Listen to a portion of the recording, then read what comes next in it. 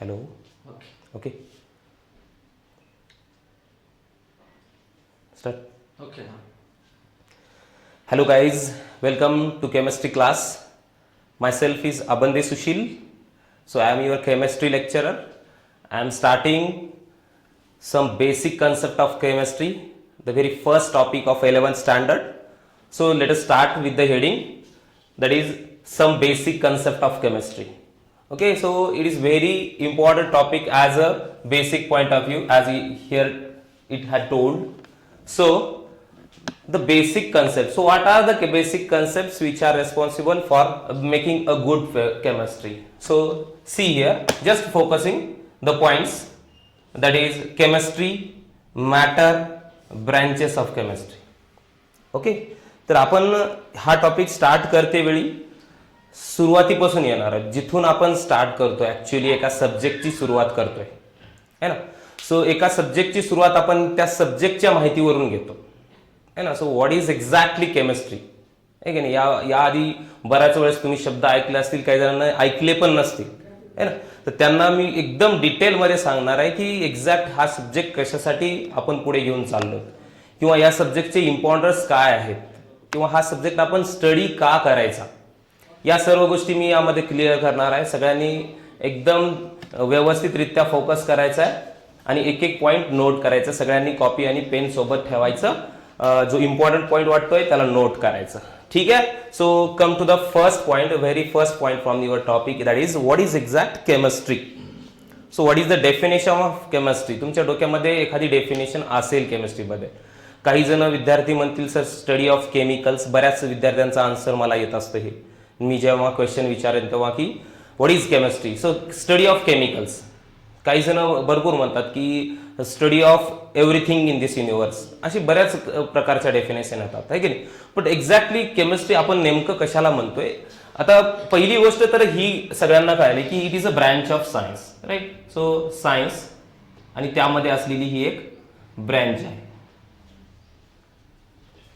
So it is a branch of science, right?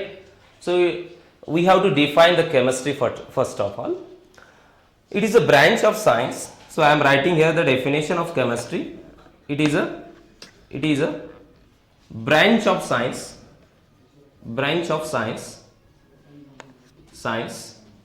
which deals with, कशाशी related आहे, which deals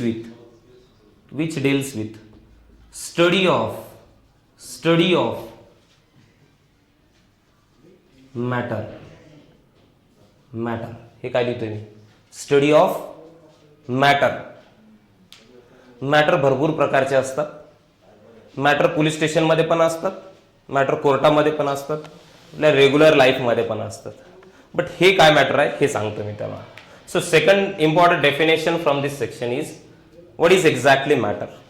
नेमकं matter कशाला म्हणायचं. आपण जे रेग्युलर म्हणतोय ते मॅटर आहे, बिलकुल नाही. So it is a some different kind of matter.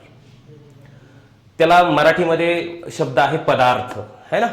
So what is that matter, ज्याची डेफिनेशन आपण करतो की मॅटर हे जगातली अशी वस्तू आहे ज्याला काहीतरी थोडंसं वजन आहे, ज्याला काहीतरी मास आहे, आणि जी या जगातली थोडी तरी जागा व्यापते. या जगातली थोडी जागा ती वस्तू घेते, कमी करते, ती जागा स्पेस कमी करते, त्याला आपण काय म्हणतो, मॅटर म्हणतो. येते गोष्ट लक्षात. What is exactly matter. या जगातली अशी प्रत्येक गोष्ट, अशी कोणतीही गोष्ट जिला की वजन आहे आणि जी या पृथ्वी तलावरचं काहीतरी जागा व्यापते. तुम्ही स्वतःलाच इमॅजिन करा, तुम्ही या जगामधली थोडी तरी जागा घेतलेली आहे. येस, ऑफकोर्स आपण जागा घेतलेली आहे. त्यानंतर आपल्या भोवताली ज्या काही गोष्टी आहेत, ज्या काही थिंग्स आहेत, त्या सगळ्यांनी काहीतरी स्पेस ऑक्युपाय केलाय. थोडंसं डेफिनेशनकडे येऊन मी सांगतो तुम्हाला. जी स्पेस ऑक्युपाय करते, ज्याला मास असते, त्याला आपण मॅटर म्हणतो. So what should be the definition, words are very important. What is matter exactly, इथं लिहितो मी.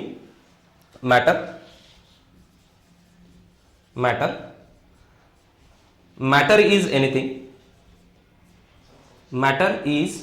एनिथिंग. ही जगातली अशी प्रत्येक गोष्ट आहे. Anything in this universe, anything in the universe,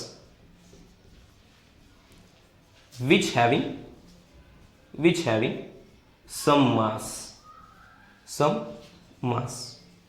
and which occupies space, जी या जगातली थोडी तरी जागा व्यापून घेणार आहे, अशा थिंग्सला, अशा गोष्टींना आपण काय म्हणणार आहे, मॅटर म्हणणार आहे. दोन डेफिनेशन आपल्याला इथून कन्फर्म करायचं आहे या शब्दांमधून. थोडेसे वर्ड्स कडे लक्ष द्या, 100% या डेफिनेशन लक्षात राहतील. पहिला वर्ड इम्पॉर्टंट इथला आहे केमिस्ट्रीच्या डेफिनेशन मधला, study of matter. Again, so what is matter? Matter is anything in this universe which having some mass. हे दोन वर्ड इम्पॉर्टंट आहेत. अँड विच ऑक्युपाइज स्पेस, त्याला आपण व्हॉल्यूम म्हणतो, है ना, व्हॉल्यूम म्हणतो, जी जागा व्यापते. So that is volume which having mass and volume. असं शॉर्टमध्ये पण डेफिनेशन तुम्ही मे बी ऐकली असेल. ओके, आणखी त्याला डीपमध्ये सांगायचं असेल तर आपण त्याला सेन्सनी पण जाणू शकतो. आता काही जणांना असं वाटतं की सर एअर जी चालली आहे, आपल्या भोवताली जी एअर आहे, आपण त्याला कधी वजन करतोय का? कधी एअर ओझं वाटतंय का आपल्याला एअरचं? नाही. आणि ती काही जागा पण व्यापत नाही, इकडं तिकडं जाते, आहे की नाही. पण तुम्हाला एक गोष्ट लक्षात येत असेल, टायर जे असतं, टायरमध्ये एअर असते, ते स्पेस घेते की नाही बघा, एवढं स्पेस घेते, right. So it occupies space and which we can observe it by our sense. आपण आपल्या सेन्सनी हवा जाणू शकतो का नाही बघा बरं. तुमच्या बॉडीला जर टच झाली हवा, अरे जास्त हवा आहे असं म्हणतो, है ना, ती जाणू शकतोय आपण. That also things are matter, they also comes in the matter. Okay, so matter clear झाला एकदम.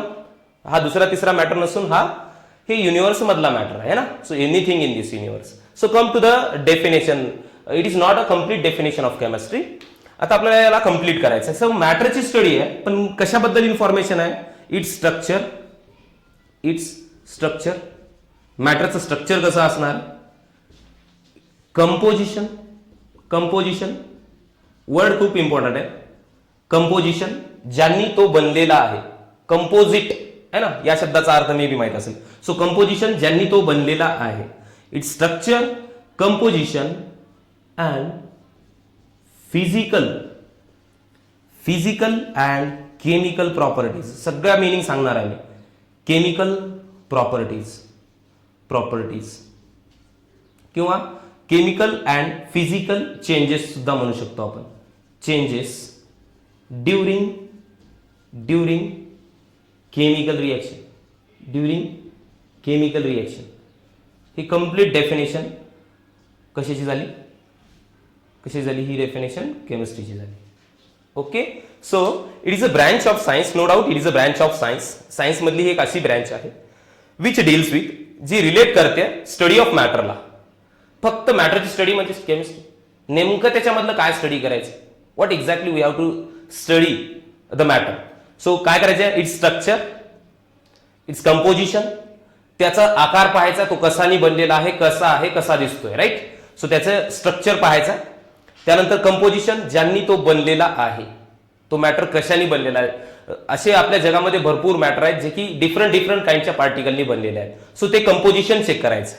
त्यानंतर फिजिकल अँड केमिकल चेंजेस, तो एखादी रिएक्शन केली तुम्ही, काहीतरी तुम्ही त्याच्यासोबत ऍक्ट केलात. एखादा कुठलाही मॅटर घ्या, हा मॅटर आहे, याच्यासोबत मी काहीतरी ऍक्ट करतो, हे बघा, ऍक्ट केला, हा मॅटर थोडासा चेंज होतोय, है ना.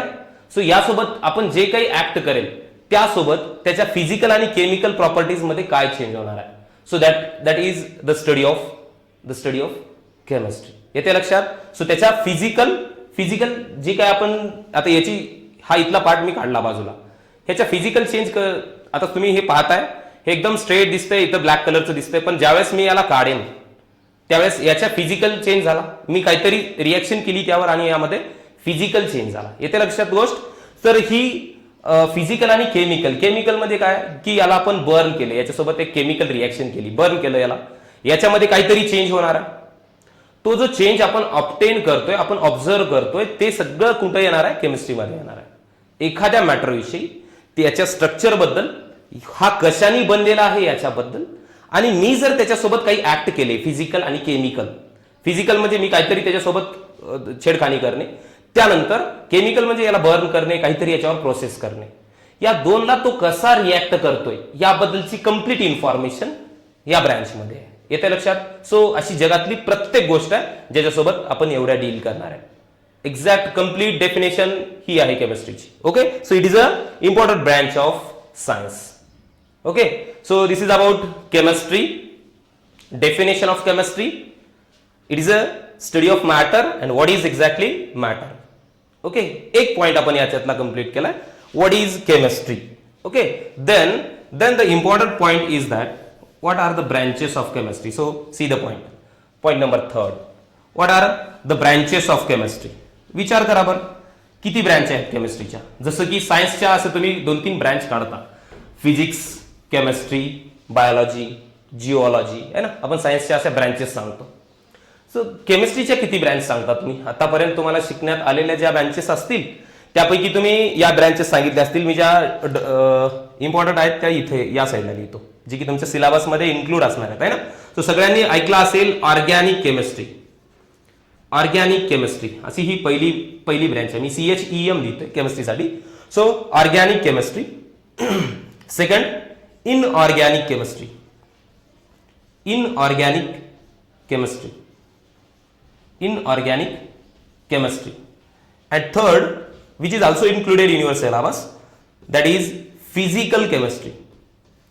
Physical chemistry या ब्रँचेस तुम्हाला तुमच्या सिलेबस मध्ये इन्क्लूड असतील, ज्यावर तुमचा सिलेबस डिझाईन केलेला आहे. So these 3 are very important branches.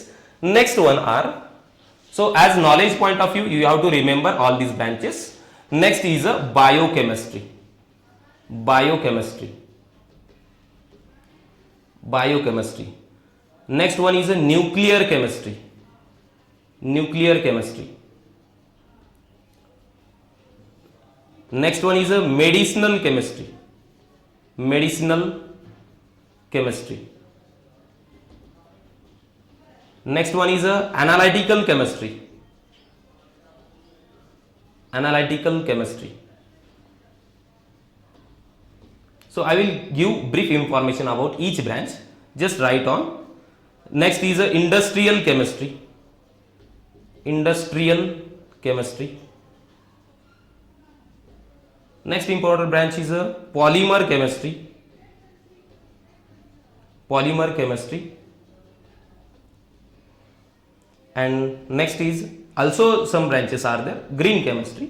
It is also important branch. So green chemistry. I will give you in brief information about each branch. Okay, so you have to know each one thing. Okay, what are exactly the branches of chemistry. Okay, so start with one branch, that is branch number 1st, which is very important, that is organic chemistry. Organic chemistry. Okay, maybe ऐकलं असेल, काही जण आजच नवीन ऐकत असतील. No doubt, काहीच अडचण नाही त्यामध्ये. ऑर्गॅनिक केमिस्ट्री नेमकं हे सेंद्रिय रसायनशास्त्र असं म्हणलं जातं मराठीमध्ये त्याला, बट जास्त तर फेमस ऑर्गॅनिक केमिस्ट्री म्हणूनच आहे. मी इथं एकच शब्द लिहिणार आहे. जसं की मी तुम्हाला ज्यावेळेस केमिस्ट्रीची डेफिनेशन सांगितली त्यावेळेस फोकस कशावर करायला सांगितलंय, मॅटर. ज्यावेळेस मॅटरची डेफिनेशन सांगितली त्यावेळेस फोकस कशावर करायचं होतं तुम्हाला, मास आणि व्हॉल्यूम, स्पेस आहे ना, तिथं फोकस करायचं. ते 2 वर्ड विसरायचेच नाही. आपल्याला डिझाईन करता येते डेफिनेशन, बिलकुल डिझाईन करता येते. त्यामुळे आता मी जे फोकसेबल वर्ड्स आहेत त्या वर्ड्सला मी इथं तुमच्या समोर लिहितो, या ब्रँचच्या समोर. तुम्हाला स्वतः तयार करायचं आहे, प्रत्येकाने ट्राय करायचं आहे. मी एक चान्स देईन तुम्हाला सगळ्यांना की या डेफिनेशन मला लिहिता येते की नाही. त्यामुळे काय होणार आहे, तुमची इंग्लिश रायटिंग पण व्यवस्थित होणार आहे आणि एखाद्या ब्रँचबद्दल आपल्याला इन्फॉर्मेशन कशी लिहायची हे पण कळणार आहे. सो ऑर्गॅनिक केमिस्ट्री कशाशी रिलेटेड असते, फक्त आणि फक्त कशाशी रिलेटेड आहे, कार्बनशी रिलेटेड. आता तुम्ही जनरली पिरियडिक टेबल पाहिला असेल. Periodic table, Mendeleev periodic table, right ना. त्या पिरियडिक टेबलमध्ये तुम्हाला खूप सारे एलिमेंट डिझाईन केलेले दिसत आहेत. एक मोठी डायग्राम आहे आणि आपण टोटल सांगतो की 118 एलिमेंट आहेत. तर तेवढ्या पूर्ण एलिमेंट पैकी फक्त आणि फक्त कार्बनची स्टडी ज्या केमिस्ट्रीमध्ये केली जाते त्या केमिस्ट्रीला आपण काय म्हणतो, ऑर्गॅनिक केमिस्ट्री. ओके, आता आपल्याला डेफिनेशन बनवायचं आहे in the language, in the English language. So make the definition. Organic chemistry, study of carbon. बरं, नको एवढी छोटी डेफिनेशन कशी चालेल, थोडीशी सिस्टमॅटिक सांगायची आहे ना. बघूया आपण. It is a branch of chemistry. Yes or no? Yes, it is a branch of chemistry. So I am making the definition here. It is a branch of chemistry which deals with study of carbon compounds. Simple definition. काय करायचं, it is a branch of, कुठली branch आहे हे सांगायचं आणि तो कशाशी deal करतोय आणि डील केलेला शब्द फक्त मनात ठेवायचा.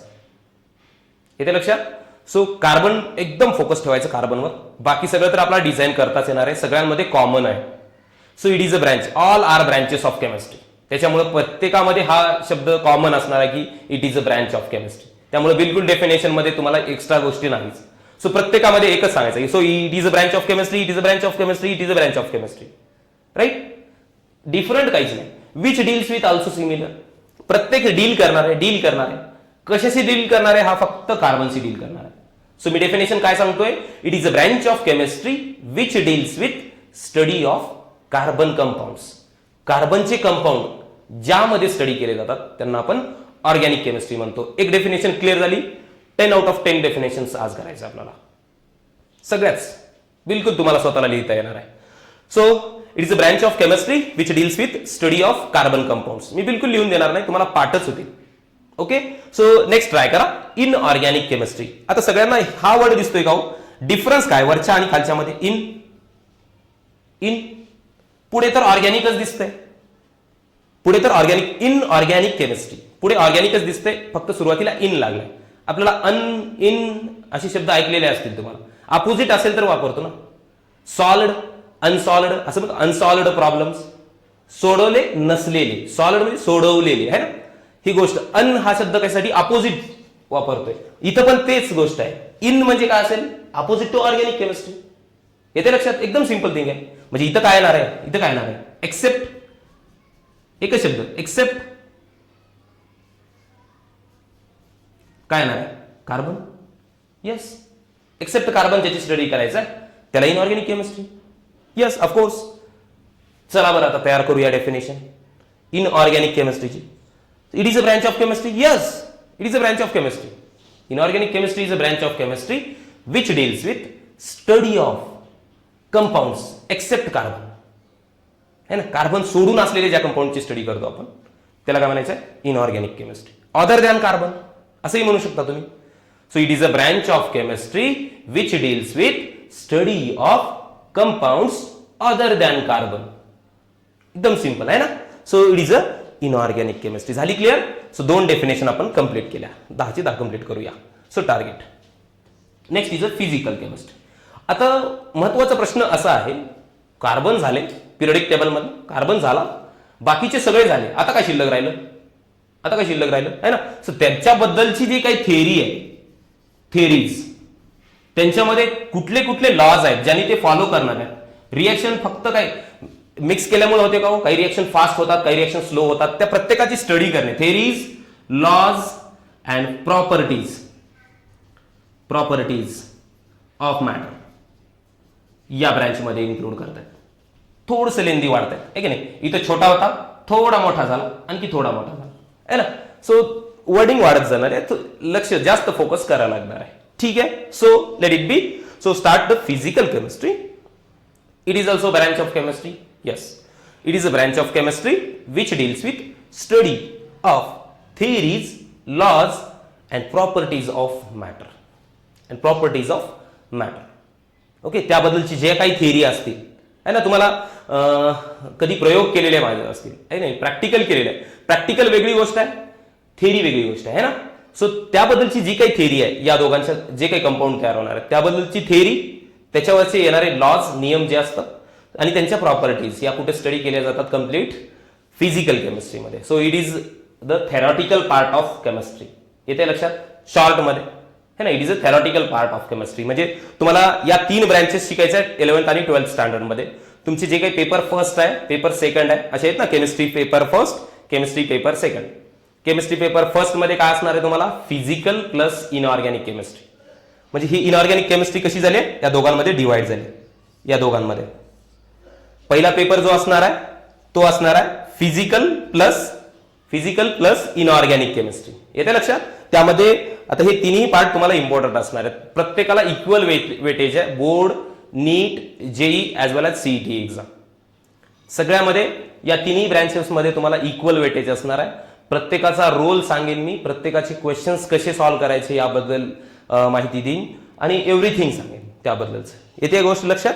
सो आता आपण डिवाइड केलंय पेपर फर्स्टला फिजिकल प्लस इनऑर्गॅनिक केमिस्ट्री. म्हणजे त्या पेपरमध्ये फिजिकल केमिस्ट्रीचे पण टॉपिक असतील प्लस इनऑर्गॅनिक केमिस्ट्रीचे पण टॉपिक असतील.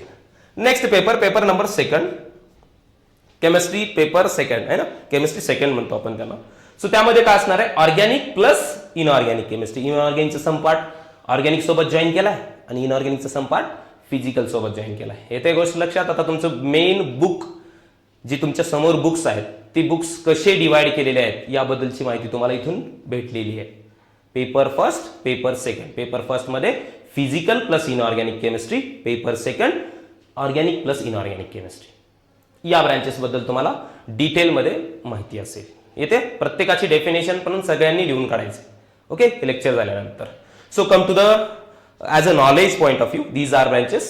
सगळ्यांना ब्रीफ इन्फॉर्मेशन कळली पाहिजे की नेमकं किती ब्रँचेसनी चालते केमिस्ट्री. कधी अचानक एखादी ब्रँच तुम्हाला विचारली गेली, अरे मी तर केमिस्ट्रीच्या 3च ब्रँचेस शिकले आणि या ब्रँचेस कुठून आल्या, आणखी आमच्या सरांनी आम्हाला सांगितलंच नाही असं वाटणार आहे ना. सो जस्ट इंट्रोडक्टरी पार्ट आहे आणि एकदम सिम्पल डेफिनेशन्स आहे आणि माहिती कंप्लीट घेतली पाहिजे. एखादा विषय आपण सब्जेक्ट जर स्टडी करत असेल तर त्याची डिटेलमध्ये माहिती घ्यायची. तेच टार्गेट असतं, तेच एक बेस्ट स्टुडंटची क्वालिटी असते, right. So take in detail biochemistry. आता सगळ्यांना बायो मधून थोडासा दुसरा शब्द आठवतोय, bio, biology. Yes, it is related with biology.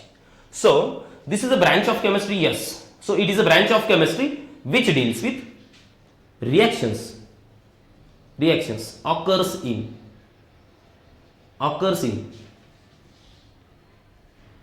living organism.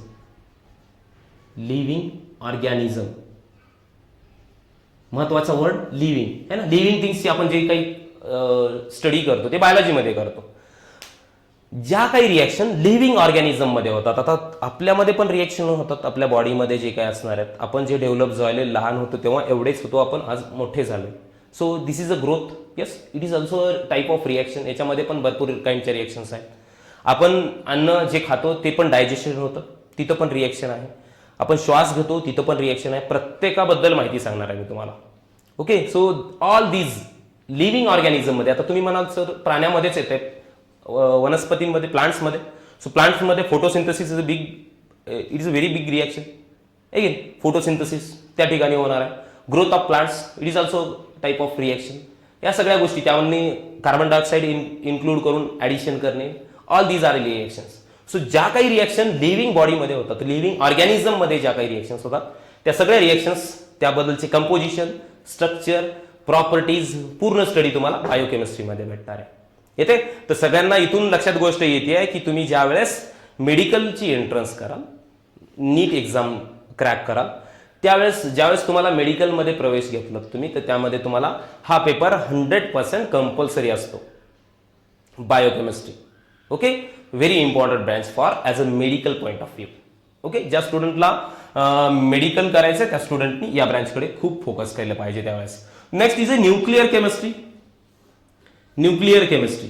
Okay, so it is also branch of chemistry which deals with nuclear reaction. Nuclear reactions. ते nuclear reactions काय आहेत त्याबद्दल माहिती. न्यूक्लिअर रिएक्शन्स, न्यूक्लिअर बॉम्ब ऐकले, nuclear bomb, अणुबॉम्ब म्हणतो त्याला आपण. सो न्यूक्लिअर बॉम्ब त्याबद्दल स्टडी करणे. So how to prepare the bomb, how to prepare the explosive है ना. एक्सप्लोजिव्ह आहेत ते, एकदम धाड असा आवाज होणार आहे त्याचा, किंवा खूप डिस्ट्रॉय करणार आहेत ते. तर त्यांची जी स्टडी केली जाते, जसं की आपल्याकडे इंडियन इन्स्टिट्यूटमध्ये बार्क हा आहे, BARC, Bhabha atomic research centre, APJ Abdul कलामांनी तिथं काम केलं आहे ना. सो अशा इन्स्टिट्यूटमध्ये प्रिपेअर, तुम्ही परमाणू हा मूवी पाहिला असेल, त्या ठिकाणी त्यांनी बॉम्ब प्रिपेअर करत होते है ना, जगाशी लपून. सो ज्या काही या टाईपच्या इन्स्टिट्यूट असतील, या सगळ्या इन्स्टिट्यूट या केमिस्ट्रीला फॉलो करतात. So it is very important as a protection point of view. आपलं रक्षण करण्यासाठी जे काही आपल्यासाठी जे काही वेपन्स तयार करतायत ते सगळे न्यूक्लिअर वेपन्स आहेत. तुम्ही मूवी वगैरे पाहते वेळेस बघा, थोडीशी मजा येते, मूवी पाहत जा. मूवी पाहते वेळेस काय होतं की आपल्याकडे भरपूर टॉलिवूडचे, हॉलिवूडचे पिक्चर बघतो आपण. त्यामध्ये कसं असतं, एखादा बांधलेला असतो, जे हिरो असतो का नाही, त्याचा वडील असेल, त्याची हिरोईन असेल, कुणाला तरी बांधलेला असतो, त्यांना इथं बॉम्ब लावतात. आहे का? बॉम्ब लावल्यानंतर टाइम बॉम्ब असतो, टाइम सेट केला जातो आणि हिरो एकदम दूर असतो आणि 10 सेकंद होत देत नाही तो हिरो, 10 किलोमीटरहून येतो आणि एकदम शेवटच्या सेकंदाला तो काय करतो, वायर कट करतो. बघितलंय मूवी असं, भरपूर मूवीमध्ये दाखवलंय. एकदम शेवटच्या सेकंदाला तो कट्ट म्हणाय केला की झाला बॉम्ब तिथंच हे ना. आणि जर नाही आला असता तर तो फक्त इमॅजिनच करून राहणार आहे आपण, आहे की नाही. कारण हिरो वाचवत असतो ना, तेव्हाच तो हिरो होतो. तसाच उडून दिला असता तर